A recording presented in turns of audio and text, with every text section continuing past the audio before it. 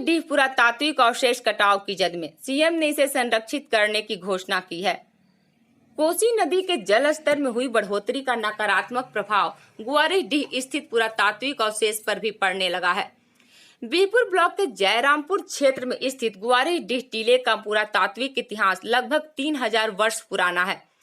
नदी के जल स्तर में लगातार हो रही वृद्धि के कारण पूरा इलाका भीषण कटाव की जद में है। कटाव क्षेत्र में स्थित इस पुरातात्विक अवशेष के पश्चिमी भाग के समीप मिट्टी का क्षरण काफी तेजी से हो रहा है, जिससे इसके अस्तित्व पर खतरा मंडराने लगा है। मालूम हो कि गुआरीडीह में हजारों वर्ष पुरानी सभ्यता के अवशेष के मिलने के बाद प्रदेश के मुख्यमंत्री नीतीश कुमार ने दिसंबर माह में यहां विजिट किया था। उन्होंने पुरातात्विक दृष्टि से महत्वपूर्ण इस टीले का संरक्षण करने के साथ ही इसे टूरिज्म की दृष्टि से विकसित करने की बात कही थी। हालांकि टीले को कटाव से बचाने के लिए प्रदेश सरकार की तरफ से लगभग 5.5 रुपए खर्च किए जा चुके हैं। एनसीईसी बैग, बॉम्बो रोल के साथ ही प्लास्टिक कवर देकर कटाव निरोध उपाय किए गए थे, जो अब नाकाफी साबित हो रहे हैं। कोसी नदी में पानी के अत्यधिक दबाव कटाव की मुख्य वजह बताई जा रही है। के साथ गुआरीडीह टीला पर पहुंचे तो वहां पर देखे कि कटाव जारी है। टीला को बचाने के लिए काम भी हो रहा है, जो काम की पर्याप्त नहीं है, उससे भी बेहतर काम होना चाहिए, जिससे कि टीला का बचाव हो सके। हम स्वयंसेवी संस्था द्वारा कटाव से गांव को बचाने के लिए बांस के बदले लोहे के केज का इस्तेमाल। जीवन जागृति सोसाइटी नौगछिया के खरीक प्रखंड स्थित चोरहर गांव को कटाव से बचाने की जदोजहद में जुट गई है। इस संस्था द्वारा लोहे का एक केज मॉडल विकसित किया गया है, जिसे कटाव क्षेत्र में नदी के किनारों पर आसानी से लगाया जा सकता है। सरकार द्वारा केज के निर्माण के लिए अमूमन बांस का प्रयोग होता है। जीवन जागृति सोसाइटी और जदयू के चिकित्सा प्रकोष्ठ के अध्यक्ष डॉक्टर अजय कुमार ने बताया कि कटाव से प्रभावित होने के कारण गांव के कई घरों के कोसी में समा जाने की खबर को सुनने के बाद संस्था की तरफ से बांस की जगह लोहे के केज के मॉडल का प्रयोगात्मक तौर पर इस्तेमाल किया जा रहा है।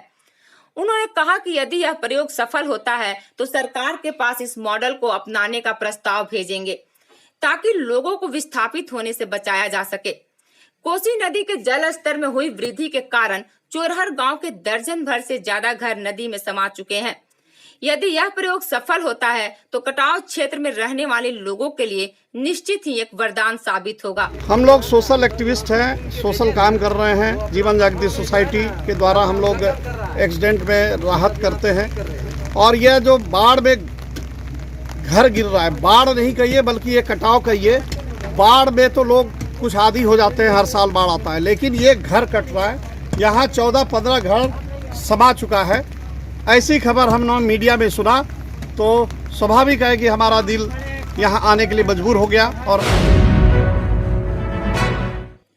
महान कथाकार मुंशी प्रेमचंद्र की मनाई गई जयंती। हिंदी साहित्य के इतिहास में जनमानस का चरित्र चित्रण जिस बखूबी से मुंशी प्रेमचंद्र ने किया है वह अद्वितीय है। यही वजह है कि उनकी लेखन शैली आज भी कथाकारों के लिए प्रेरणा स्रोत है। आज महान कथाकार प्रेमचंद्र की जयंती है। इस उपलक्ष्य में टीएनबी कॉलेज के हिंदी विभाग में मुंशी प्रेमचंद्र जयंती का आयोजन किया गया।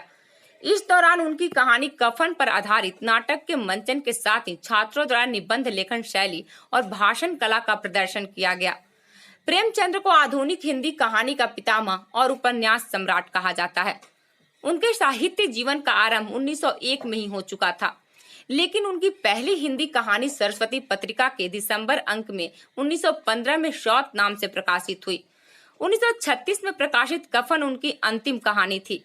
उन्होंने कुल 15 उपन्यास, 300 से कुछ अधिक कहानियां, 3 नाटक, 10 अनुवाद, 7 बाल पुस्तकों की रचना की।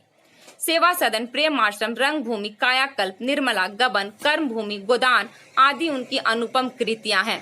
मना रहे हैं। हम हर वर्ष इस महाविद्यालय में जब से हैं, पिछले 37 वर्षों से यह जयंती मना रहे हैं। और प्रेमचंद सिर्फ पढ़ाते नहीं हैं, प्रेमचंद के साथ जीना भी हम लोग सिखाते हैं बच्चों को, क्योंकि प्रेमचंद एकमात्र ऐसे लेखक हुए हिंदी के जिन्होंने जीवन की कला सिखाई।